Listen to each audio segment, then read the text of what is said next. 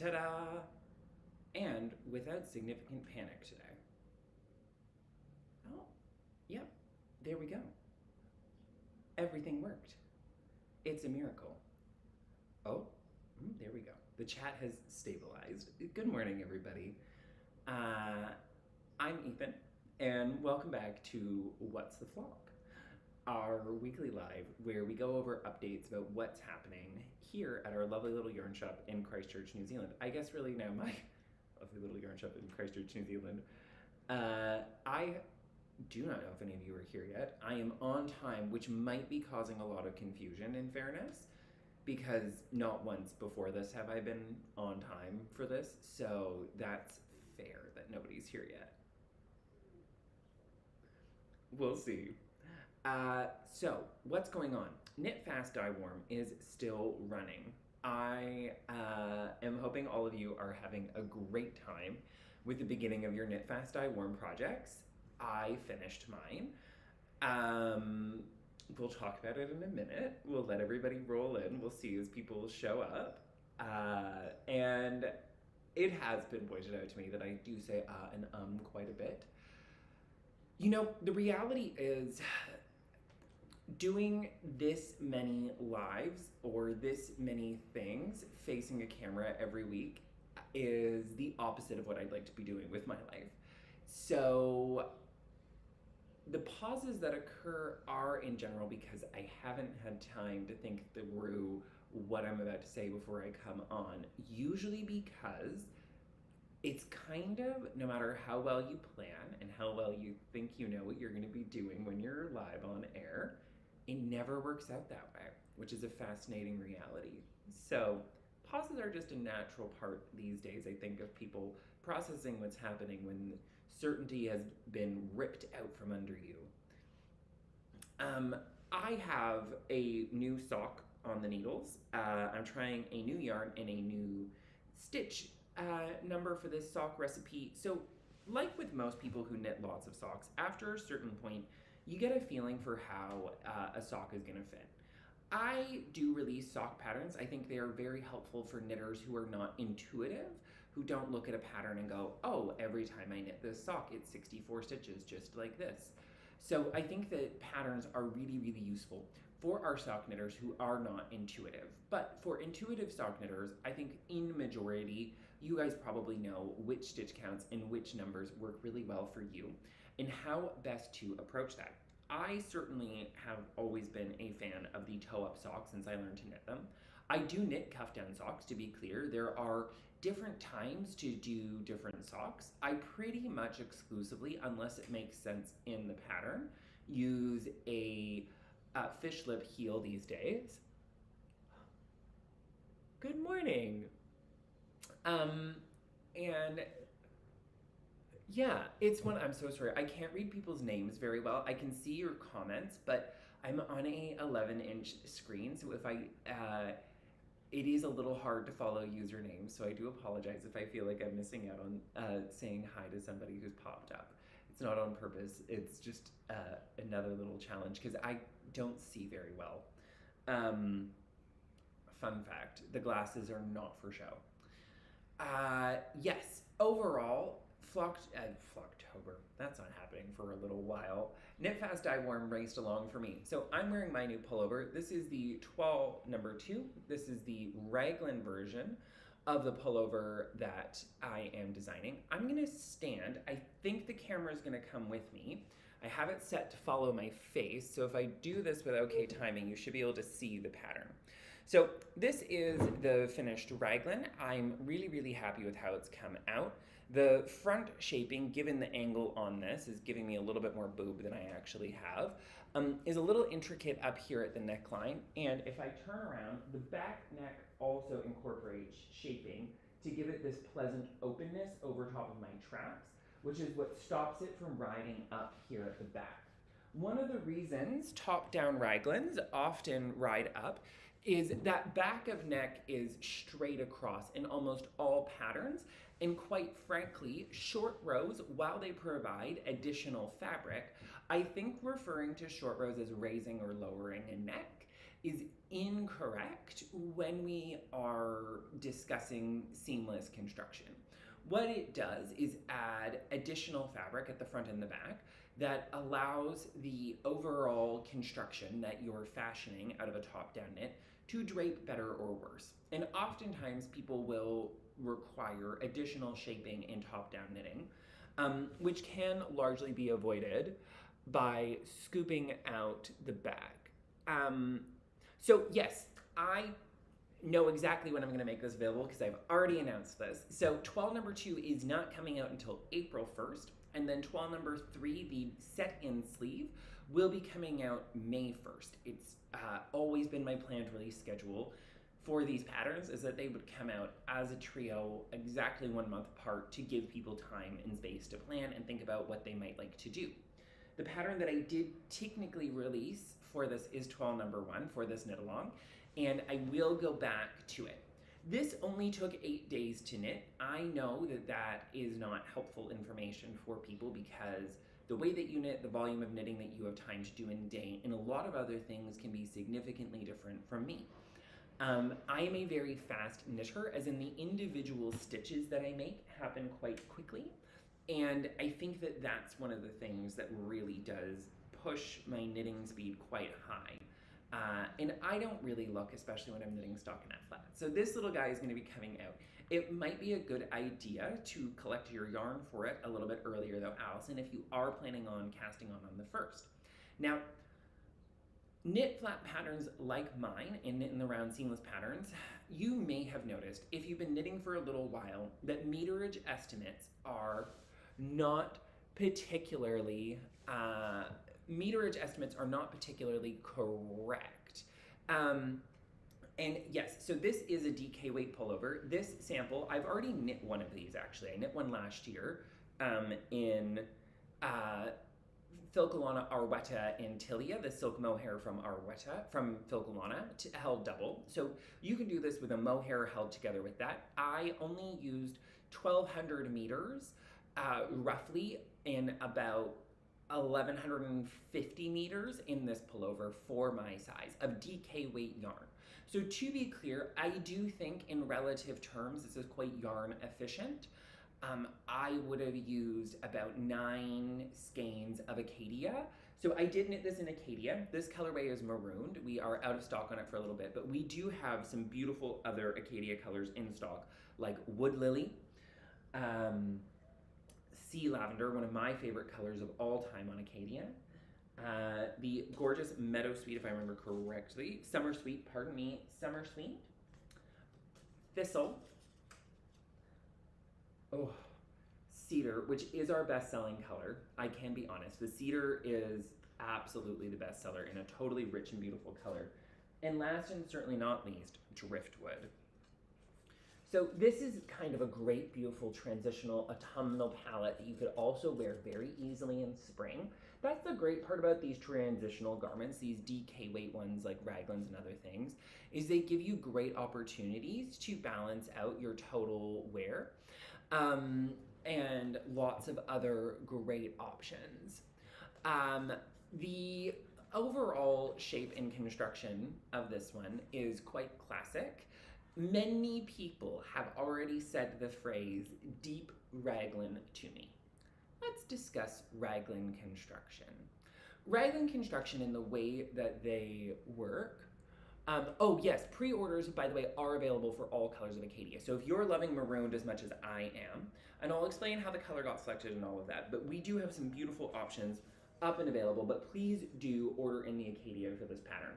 It is sublime. It wears significantly lighter than most patterns that you're going to find. So this wears and feels more like a fingering weight yarn than a DK weight yarn, and that's thanks to the high angle of twist and the beautiful combination of fibers. The silk noir is loftier and lighter than other silk that goes into it, and the way that the baby alpaca and the merino are blended and twisted together, you can see in the yarn there that has a beautiful high twist construction. It was a dream to knit with as well, and that makes a big difference to the total knitting experience, in my opinion. I let everybody from Knit Night pick this color for me. I should be very clear. I think the way, in general, that most people buy yarn is absolutely insane. Now, you're sitting here staring at me thinking, but Ethan, you sell yarn for a living. How can you think the way we buy yarn is crazy? It's because I have learned over the years that the way I buy yarn and the way most people buy yarn are not the same. So when I'm going out to buy yarn, the first thing that I think of is the base. What is the fiber that's in it? How has it been constructed? What's the weight? And what do I want to do with it? Color for me is probably the last to the second to last thing that I consider about a yarn. First and foremost, fiber blend. Second, construction. Third, weight. Believe it or not, weight comes in third. Now, bearing in mind, most of the time these days, I'm working to patterns of my own design, so weight isn't as important as the finished fabric effect is to the way that I make these decisions now. So Acadia presented a really beautiful opportunity to play with something that's going to shine in stockinette. For a pullover like this particular raglan, we want to consider using a wool or blend or yarns held double that are going to give us an interesting, rich, and sophisticated fabric if we want to be able to elevate it. Raglans can look extremely polished, but they can also look very sloppy and casual, and a lot of that has to do with the fiber selection that goes into it. Silk mohair plus a fingering weight as a fabric is almost always going to add a slightly more commercial aesthetic to the fabric that we're producing.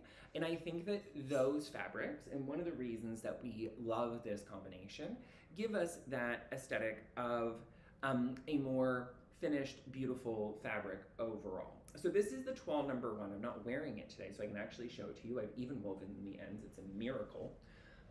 I loved making this, and this one is done using Albertine and Berenice, and I have some great color combinations on the floor next to me to show you.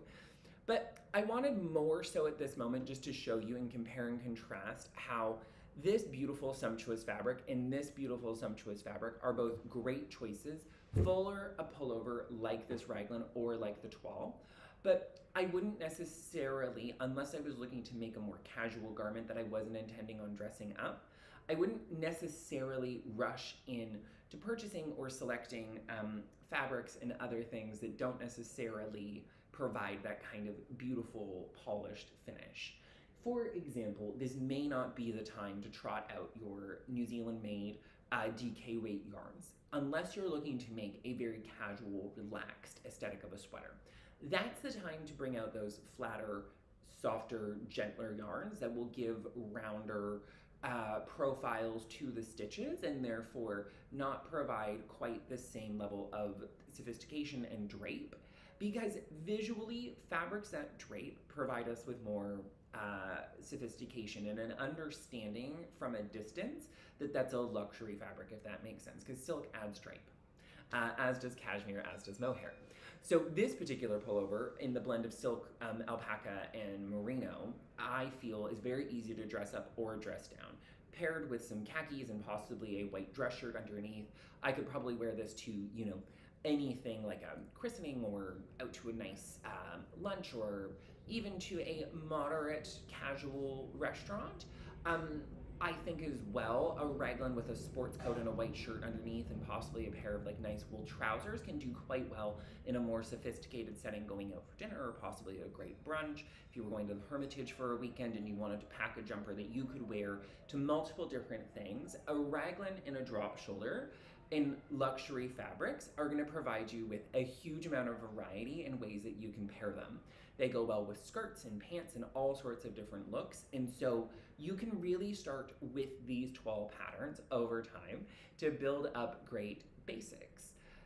Will I be releasing fingering weight versions of these? Yes. Will I be releasing bulky weight versions of these? Also yes. It's going to take time. First, I want to get the 3 basic shapes in DK weight done. Then I have some other more specialty things that I'd like to get out of the way. And then I'm going to circle back around to focusing on the fingering weight ones. I know it's not terrifically interesting, but in the meanwhile, I do have the high street cardigan and the high street pullover, which are both fingering weight options. I am going to be releasing a rib pullover as well. That's going to be a raglan, the Ribligan. I'll come up with a better name. I won't come up with a better name, as we all know, but yes. I do have many other patterns to get out this year. The toile ones are specifically for the Flock Online.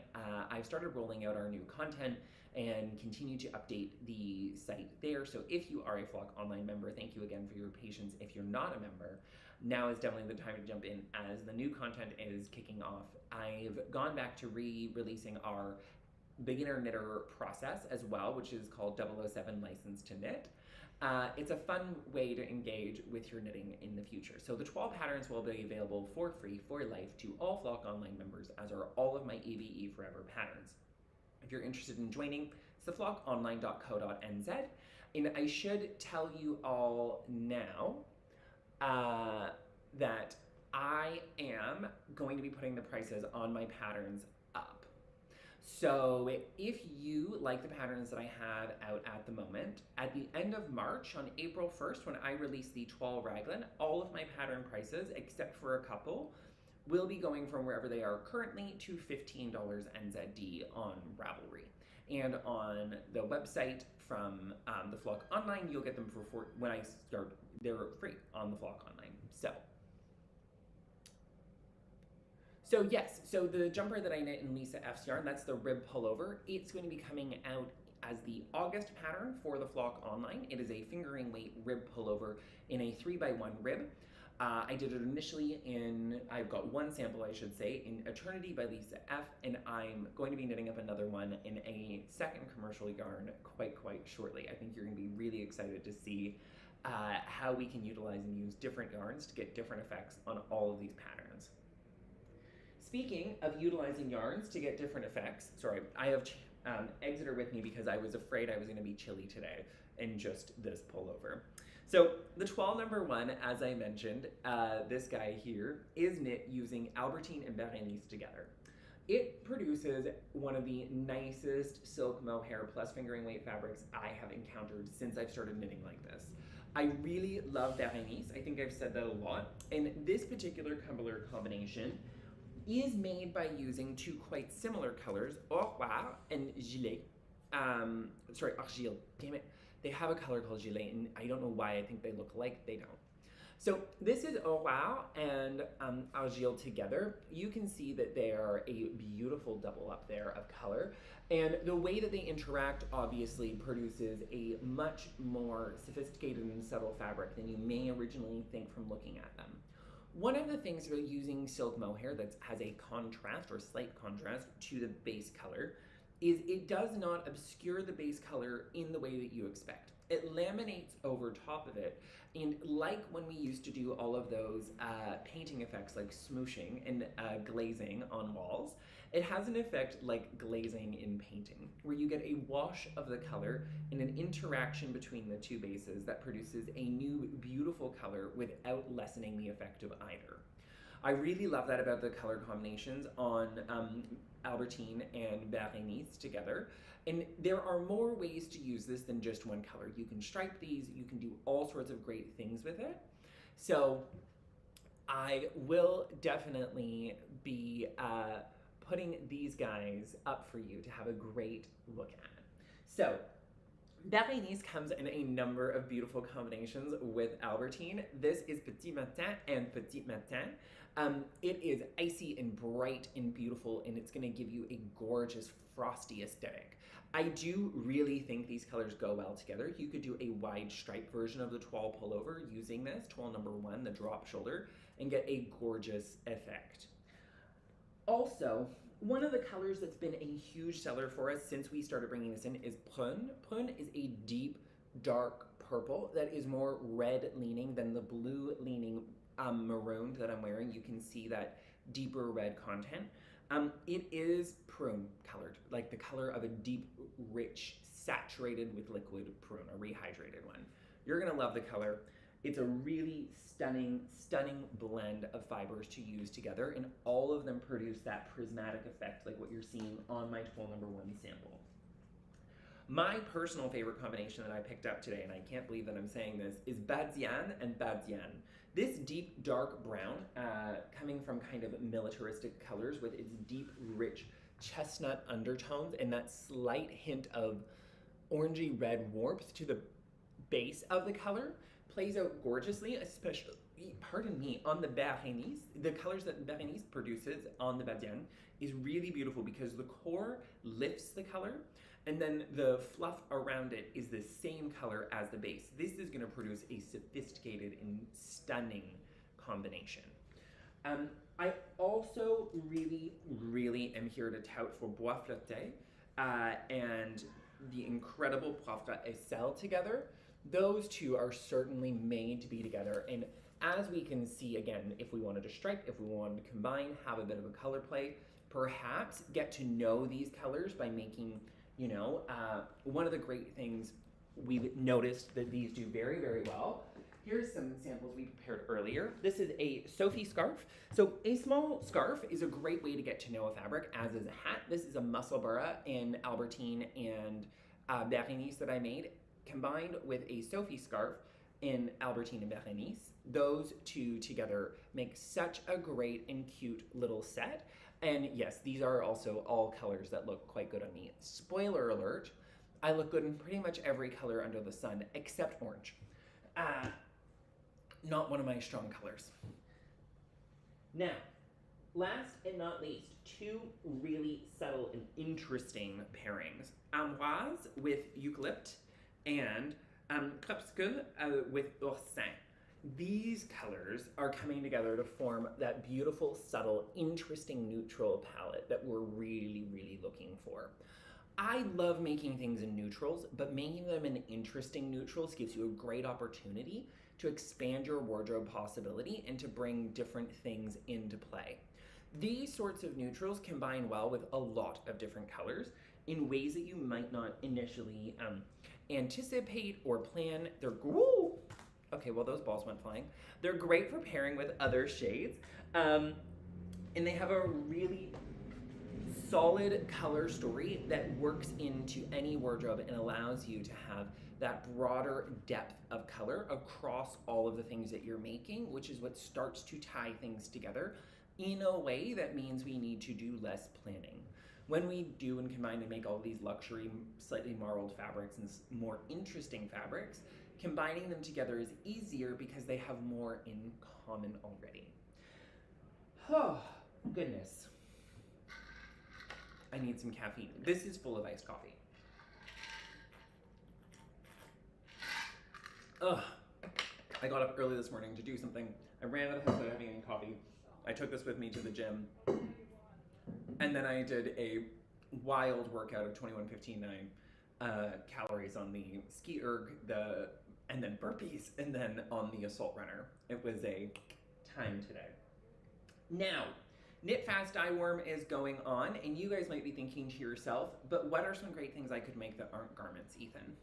We have some beautiful kits for this little number right here available. I've got them next to me to show you one more time. This is the beginnings of a new shop sample in the absolutely stunning Color Affection shawl using Deep and Heyday, and finally I'm going to use Fly when I get there. I really wanted to show you guys that you can make bold color decisions and show off stripes in your hand-dyed yarn selections as well. While I am not necessarily, as a knitter, in a place where I'm as excited by hand-dyed yarns right now, we all have a lot of beautiful hand-dyed yarn in our stash, and I think that we all love it once you start working with it. I really do think that you will get a lot of joy out of the process of making Color Affection. This is a pattern by Vera Balamaki, and I intentionally, literally only knit on this for one day. This is one evening's, so about 3 hours worth of progress. You may not get as far, and I respect and understand that, but I wanted to show you guys that garter stitch can be this beautiful, soothing thing that makes something really graphic and beautiful, and is a great way to use up our hand-dyed yarn and to incorporate hand-dyed yarn into our wardrobe. The garter stitch both breaks up and creates these clear, crisp stripes when we stretch it out a little bit, and you're gonna see this definition more the more of it that you knit. Using hand-dyed yarns initially can seem a little muddied, but as the sections grow, the contrast between them and once blocked becomes much clearer. At the same time, the slightly blended effect means that it will sit and rest quite well. Garter stitch is also a great option for shawl because it grabs onto itself. And I'm going to be sharing a lot more information about why we love garter stitch next weekend on the Flock Online in our Garter Party seminar, where we go over all the great things that you can do with garter stitch.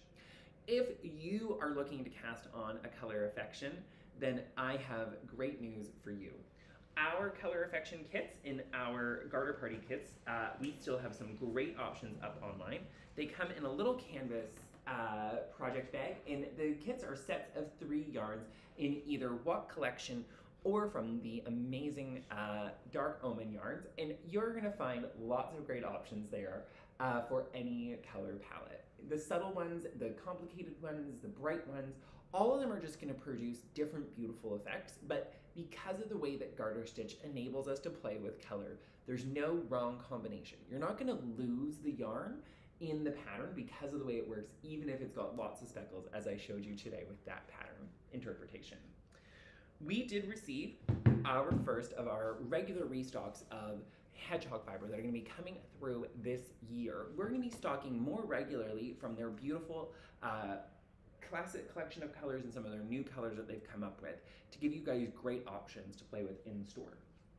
We've noticed over time a big tendency towards our stunning semi-solid speckled options like Park Life. Park Life has a great color wash over the background that has a deep nutty pistachio tone and then beautiful shades of pink and mustard with a little bit of blue and a touch of red layered over top of it as a delicate pixelated speckle. My High Street Pullover sample isn't in this color, and I couldn't love it more if I tried.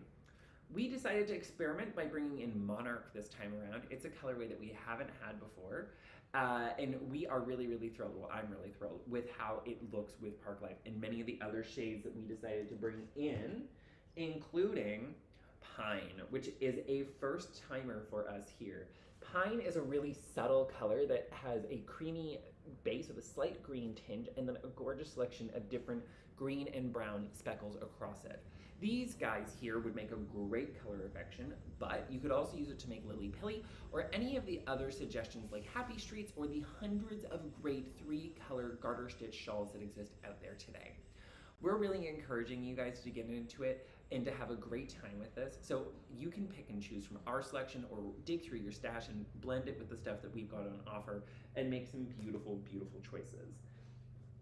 We also know that it can be a challenge out there for those of you who love our warm, dark colors. There's a lot of cool brights that go on in knitting. And so we have brought back some of the dark beauties that we know people love. Harvest and Renaissance are back in stock. Harvest is a slightly warmer, browner, or beiger, depending on how you want to think about it, more of a tawny gold background than the other two, like Fool's Gold or Guppy, which are definitely oranger in their appearance or yellower in their appearance. This one is a more warm, soft neutral, and I'm really, really into it, especially when paired with Renaissance, which is probably one of our best-selling colors of all time. Last and certainly not least is a trio that we are loving, Bloom, Cereal, and Pond Life. Cereal, this middle guy here, is probably the best-selling color next to Park Life that we've got on Hedgehog Fiber. It is a warm cookie crumb color base with the same speckle overtone aesthetic as Park Life. Pond Life is a gray-green base with a beautiful selection of brown grain speckles over top of it. And Bloom is a rich, beautiful peach with layerings of all the speckle colors that we've talked about today. We really, really are excited about the shifting nature of the palette that we're able to bring in from all of these companies, and we are thrilled that we've got stuff from Hedgehog Fiber back in store all the time for you guys to play with. I really do think that you will find something for every single project that you could possibly think of, unless you're looking for 100% cotton, which I don't do because it's cursed, from our shop right at this moment. There are more yarns than we could talk about in any single one of these segments today, and I can't wait for you guys to get the chance to try them all. If you're curious about any of the yarns that we have available, please get in touch. We are thrilled, thrilled, thrilled to introduce you to any of the ones from the Fiber Company or from Isayer or from any of the other brands. We do have some things on the way, but I don't know exactly when they're gonna arrive, so we will tell you when they show up with a newsletter and a little update. Last and not least, if you are a Flock Online member, one of the big things that came out this week is our guided knit along. Guided knit alongs are a helpful series of videos and written instructions that I create that pair classic patterns or modern updated patterns with little tips and tricks from me broken down into videos to make the knitting for you a little bit more enjoyable. I try to knit ahead as far as possible so that I can find the errors that may or may not exist inside of patterns, and I've got some hot tips on how to get through this shawl much easier on there.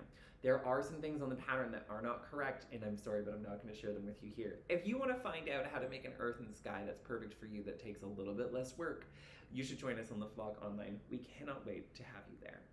Well, I hope all of you guys have enjoyed this today.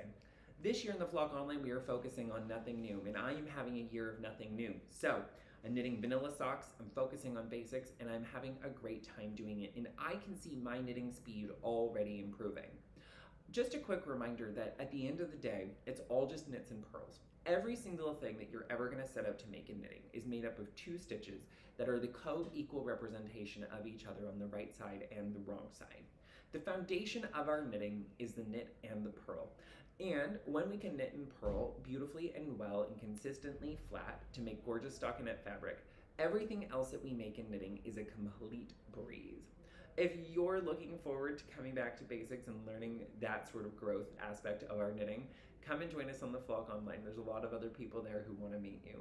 I hope you guys have a beautiful rest of your day and some very happy knitting this week. I will see you guys all here next week, and I will see you on Tuesday for the next episode of How's the Flock. Our first episode is up with the amazing Mary, and if you haven't had a chance to watch it, please go and check it out.